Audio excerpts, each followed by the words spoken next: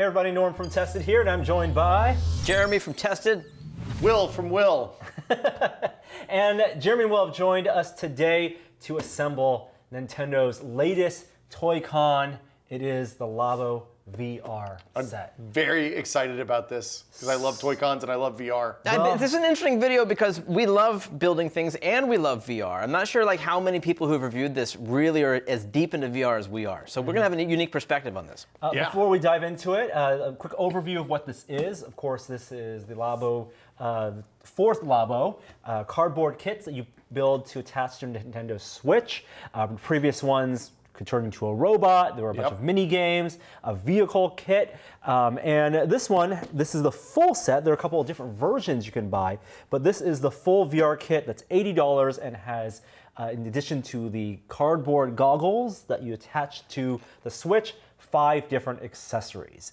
You can also buy it as a starter kit, which has the goggles plus the blaster. That's $40. And then the other kits, which are the elephant, the bird, and the pedal, and the camera, those are $20 for 2 of those, which ends up being the same price. $20 each for 2. Yep. Yeah. So what we're going to do today, we're going to assemble it. If you've watched our previous Labo assembly videos before, you'll get to see some time lapse. We'll get to jump in, chat about some of the interesting engineering, because there is cool engineering that goes into making these Labo sets. Yeah, if you're new to Labo, the build is, in my opinion, the best part of the things. The games are always fun, but they're not why you buy it. You buy it to learn how they work by building them. Yeah, and they're using the accelerometers and the gyros in the Nintendo Switch in really interesting ways. For us, who we know VR, we're curious how they're going to combine those 3 degrees of freedom movement devices into something that can maybe track or maybe not track where you are. I'm just really stoked with 3 of us here. We can get the building, we can divide and conquer, get this building out of the way up front, get it done really fast. Nope. We only got 1 Switch, and there's only 1 cartridge, but we do have 3 pairs of hands, and so one of us is going to go break out the pieces from the 32 sheets on the inside, and then one of us is going to go assemble, and one will feed the other person. So very similar. You got your rubber bands, you got some gaskets, you have what looks like lenses, and then a bunch of sheets of cardboard. Color-coded per project. That's right. We're going to start with the top one, which is cardboard set A, and engage that time-lapse camera. Let's go.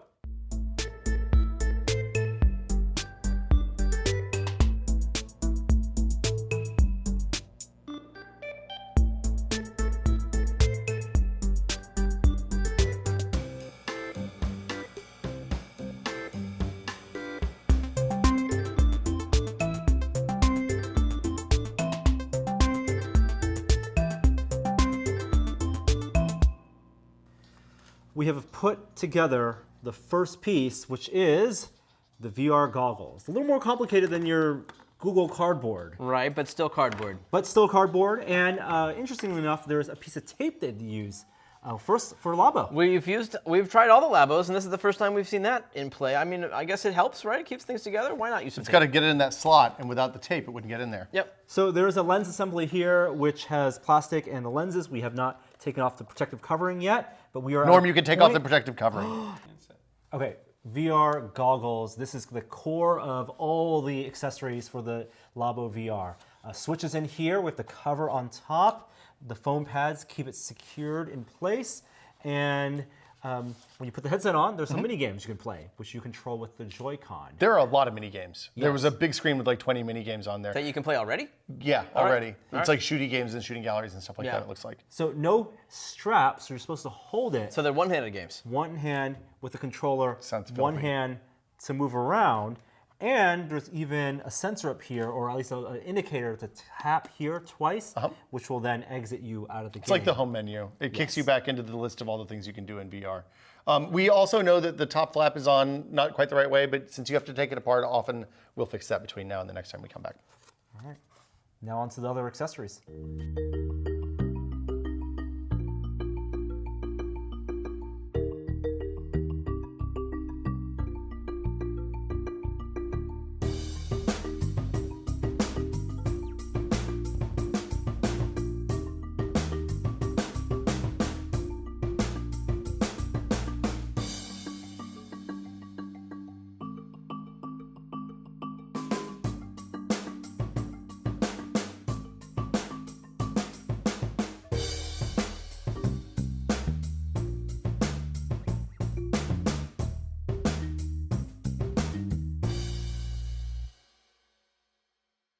And we are back. A little bit of time has passed, and we've lost a member of our build team. Jeremy's dead. Jeremy could not be here. And in fact, Will, you took this home to assemble yourself. Yeah. You did it live on Twitch. Most of it. I didn't build the bird on Twitch, but everything else was built on Twitch. And I would love to hear from you, your experiences now with the kit, because I got to use the blaster before you took off, and my immediate impressions was that this is surprisingly good. I would say overall, surprisingly good is how I feel about this. Like they've done some really clever cardboard engineering, some really clever technology work on the VR side to get a surprisingly competent like cardboard-based VR. If you're thinking this is going to be like Google VR, Google Cardboard, or even Gear VR, Daydream, or something like that, I think we're actually better, more interesting games, probably.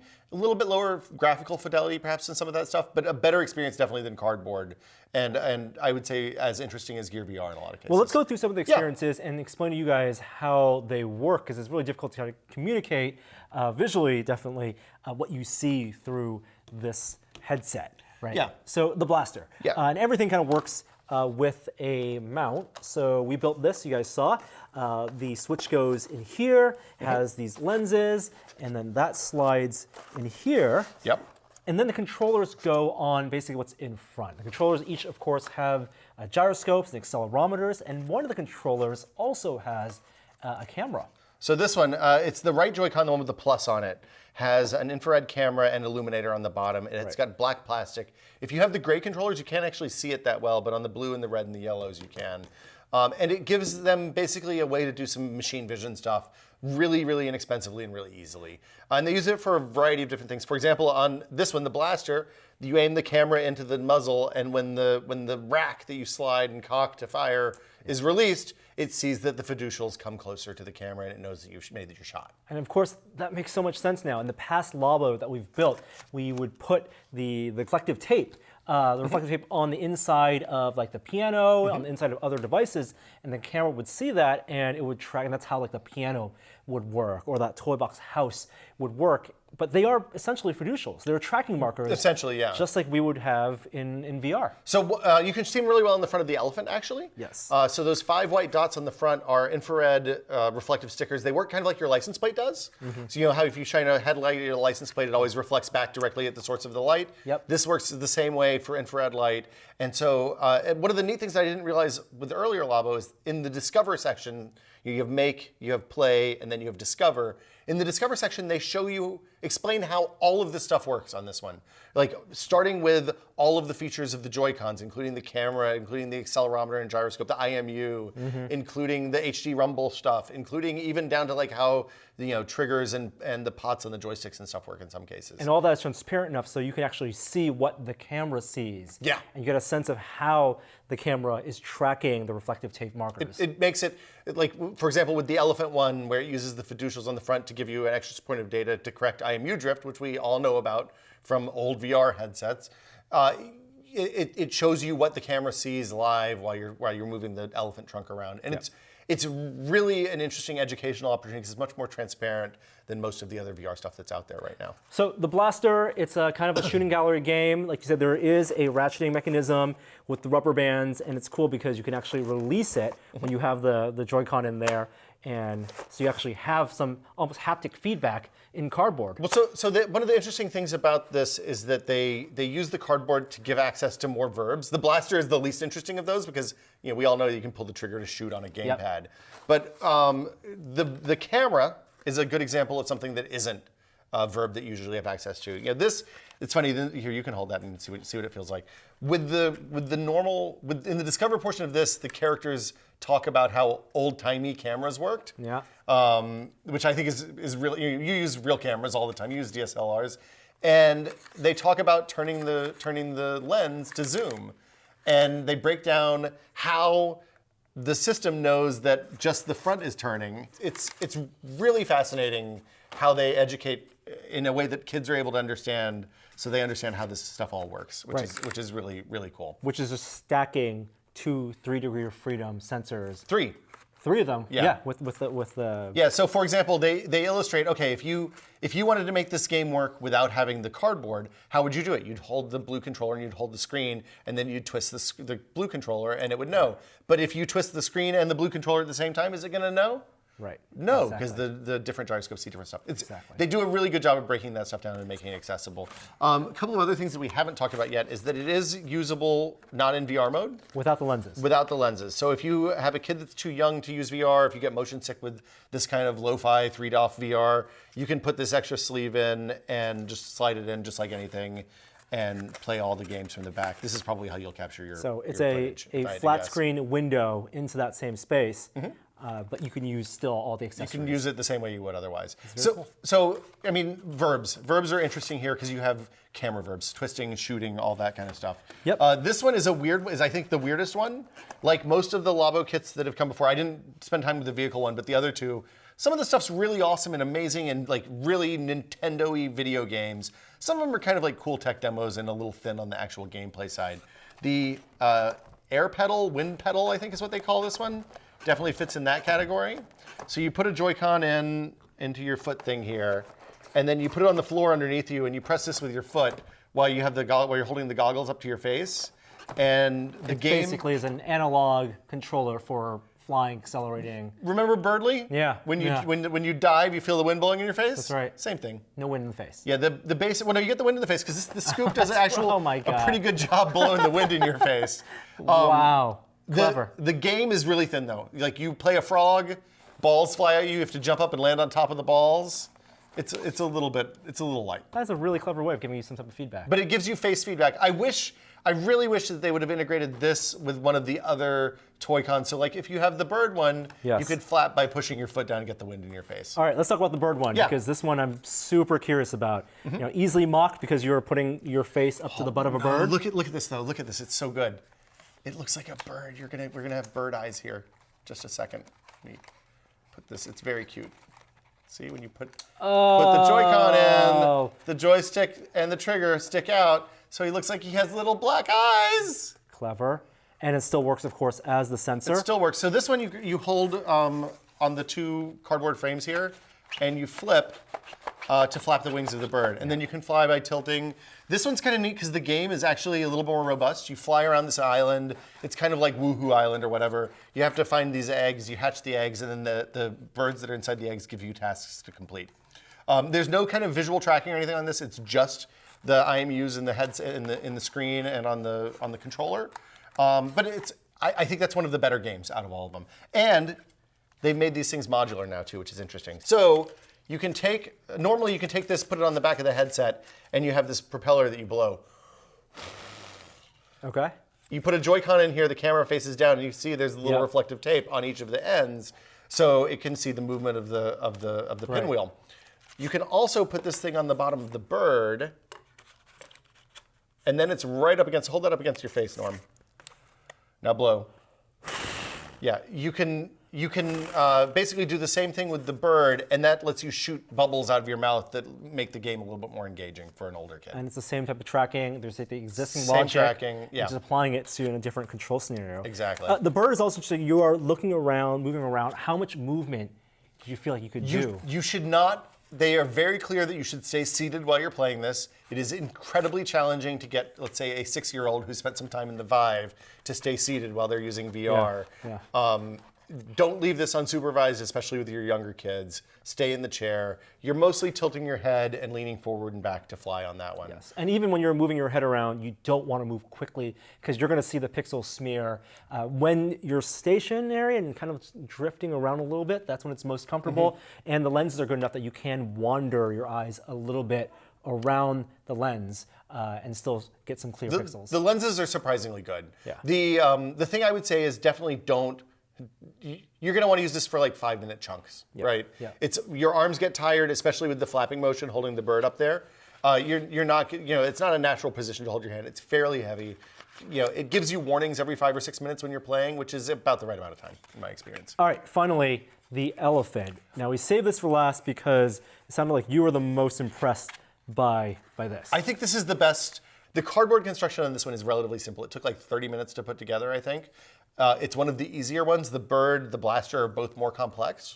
The whole thing is held together with rubber bands. Right, I see. So Yep, there's the like a joints. rubber band here that gives tension. There's another one that makes the joint. There's one that holds here. And it's a really, really fascinating solve for a really complicated problem. You know, they have 3 IMUs, each of them are going to drift in different directions. They needed a way to keep them relative to each other, and this rubber band solution works unbelievably well. Combined with, of course, the camera that we mentioned pointing back the face of the elephant, and that corrects for drift. So that, again, these 3 are, they know, the system knows these how two they're know where lying. they are relative to each other, and then they can correct for that drift based on the mechanical properties of the trunk. And you have a lot more like freedom of movement than I thought possible. In the game, you actually see like a pistol type activator that has lateral movement. It has full 60 OF on the nose relative to your head. Relative, so like you're only moving this much space, but it works. You can reach pretty far. Like I can reach the full extent of my arm with it up to my face, which I was kind of shocked by. The other mechanically, there's this whole nose thing works to push the trigger on the tip of the Joy-Con, which works well in games. I was, again, shocked that worked. I mean, the whole thing about Labo that I've used so far is that it works really, really well, even for something that's just cardboard. Yes.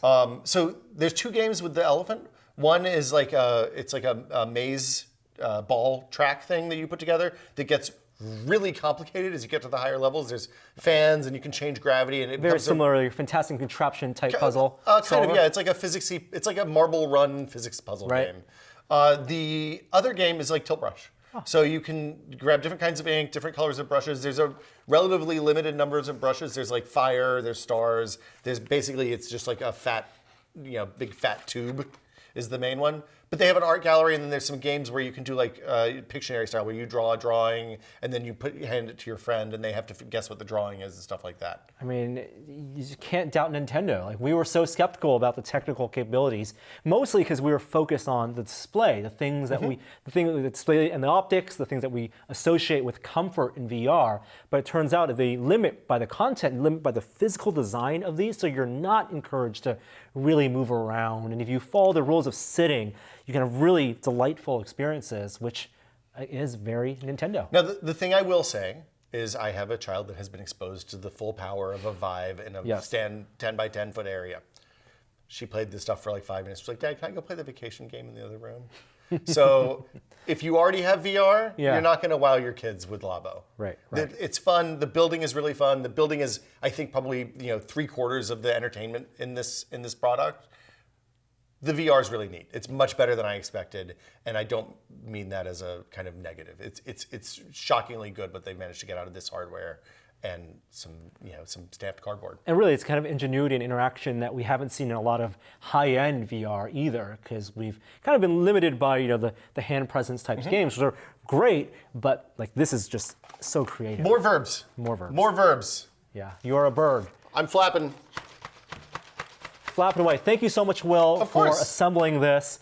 And we'll be continuing our coverage of Labo VR in the future because they're going to allow for expansions. Breath of the Wild, Odyssey. That's right. So Yeah. we'll be covering those in the future. But hopefully this gives you a sense of how these come together, how they're technically impressive, how they're mechanically impressive, and how the games are just quite delightful. And if you want to watch the camera, the air pedal, and the elephant build, the highlights are on my Twitch channel at twitch.tv/notthatwillsmith. The link is in the description below, and we'll see you next time. Bye.